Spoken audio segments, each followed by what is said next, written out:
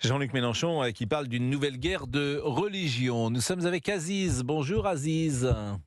Bonjour. Et merci d'être avec nous. Vous êtes professeur, père de collégiens. Non, je suis conseiller technique, père musulman, mère catholique pratiquante corse. C'est entendu. Alors j'ai l'impression que là aussi, la liaison n'est pas parfaite. Ça va aller, Olivier. Donc quel est votre sentiment sur l'interdiction du port de l'abaya ? Moi, je suis comme Monsieur de Montbrial que je viens d'entendre grâce à vous. Effectivement, pour moi, c'est une attaque en règle des frères musulmans et des gens qui se prétendent démocrates et républicains du LFI sont pour moi les porte-parole des frères musulmans en France. Ça avait commencé déjà en son temps avec l'affaire de Creil, où déjà les frères musulmans manipulaient les filles comme ils vont le faire dès la rentrée. Parce que cette affaire est une affaire politique, c'est une affaire de déstabilisation de la France, de sa stabilité, si elle existe. Mais ça, c'est une guerre qui nous est menée et personne ne veut l'entendre. Je vous rappelle, pour votre mémoire, qu'en Algérie, les frères musulmans ont permis qu'il y ait plus de 200 000 morts. C'est de l'autre côté du trottoir, de l'autre côté de la Méditerranée. Tout le monde l'a oublié. Ils sont en train de mener une bataille de civilisation comme vous ne pouvez pas vous imaginer. Et personne n'a lu, et je l'ai lu, le projet des frères musulmans. Le projet des frères musulmans qui ont eu affaire, entre parenthèses, à Nasser, c'est d'abord la religion, ensuite la politique et ensuite la lutte armée. Donc personne ne veut l'entendre, personne ne veut le comprendre. Si on, Les hommes si on politiques l'entend, de ce mais pays ne veulent pas écouter les conseils qu'on leur donne. non, mais Aziz, on entend effectivement la position des frères musulmans. Simplement, on imagine qu'ils ne gagneront pas cette bataille. Mais vous êtes manifestement sur la ligne de l'anthropologue et spécialiste de l'islam Florence Bergeau-Bacler, avec Hassan Chalgoumi, que chacun connaît, et qui est l'imam de Drancy. Bonjour, monsieur l'imam. Bonjour. Et merci d'être avec nous.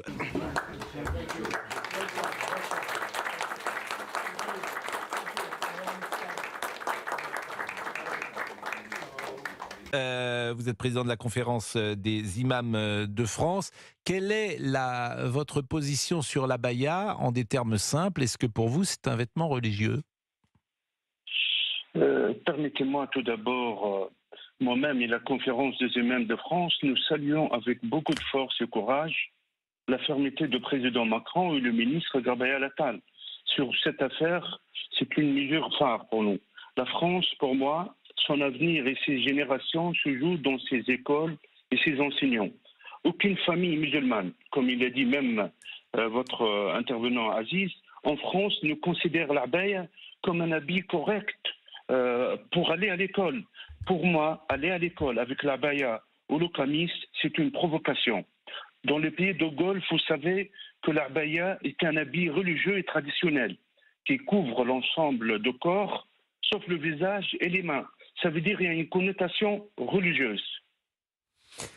Monsieur Chalgoumi, chacun vous connaît et chacun sait aussi vos prises de position depuis tant d'années, mais certains soulignent que vous n'êtes pas entendu par les musulmans de France et que beaucoup même vous reprochent de ne pas défendre à leurs yeux la religion musulmane.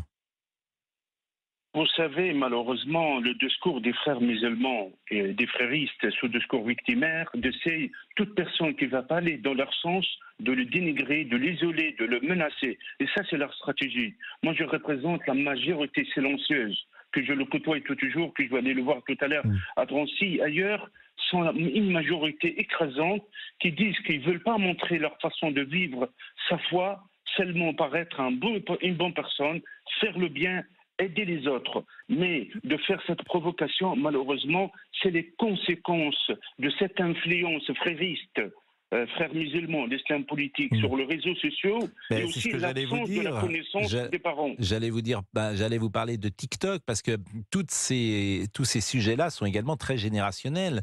Je pense que les musulmans de France qui ont plus de 50 ans, plus de 60 ans et qui parfois étaient arrivés d'ailleurs du Maghreb dans les années 60 ou 70 sont sur des positions différentes de ce que j'entends parfois d'une jeunesse influencée, jeunesse manipulée, jeunesse sur les réseaux sociaux. La promotion de l'abaya sur TikTok, moi je vais assez peu sur TikTok, et par curiosité j'y suis allé hier, c'est effrayant, monsieur Chalgoumi, ce qu'on y voit. Malheureusement, de l'année 90 jusqu'à 2010, il y avait, on appelle les mêmes paraboles. C'est des sites, c'est des paraboles, des chaînes de télé qui viennent de l'Arabie Saoudite, au Qatar, Al Jazeera, ailleurs, qui influencent les parents et certains jeunes, avec aussi la présence de ces imams, pseudo-imams qui sont salafistes ou fréristes.